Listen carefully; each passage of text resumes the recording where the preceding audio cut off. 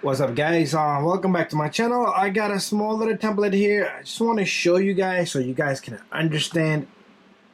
And we're gonna be doing a small little tutorial video here. And one thing I came across somebody's video. They said, "Be the fuel." Okay, be the fuel. Okay, so if you was a fuel and you needed to tune a nitro engine, why not first become the nitro fuel? Then you will understand what the hell is going on inside here. So I'm gonna explain to you in detail exactly, and that put a lot of sense in my head when I first started to tune things. So we're gonna go with step number one. Okay, know your idle gap. First thing is the idle gap is the gap opening right in there. Okay, small little hole. So when you're driving your RC and you're fully gunned, you see the whole throttle is opened up, and if you see right through, there's a small needle right in the middle, and there's a pipe right there. That's where your fuel comes in from this side, and this needle here, as you close the throttle, the needle will, as you can see, this thing shifts in. Okay, like if you have a barrel, if you had a different type of throttle, it will be a barrel.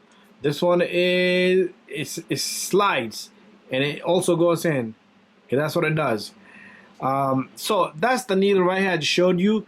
So this is your fuel where it enters the engine, and this is your low speed needle, which is right here. Okay, so if you see that needle right in there, I can open it all the way, or I can close it all the way. Let me hold this little guy.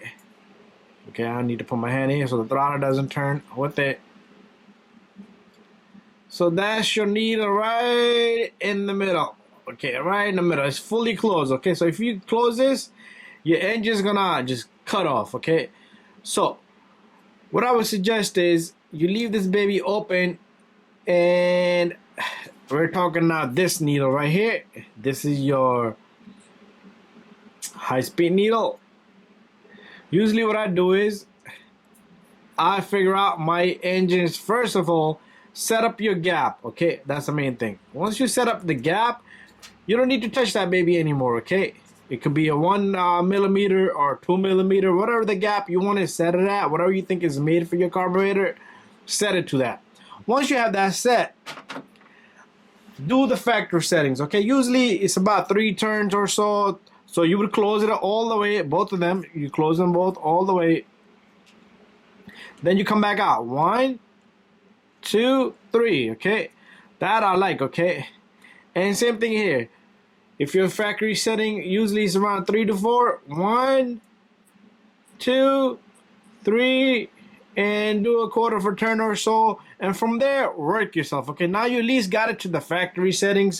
Once you have it to the factory setting, think fuel. Okay, that's your next. So think about it. Be the fuel. So you are the fuel here. Okay, so let's ignore this little guy now.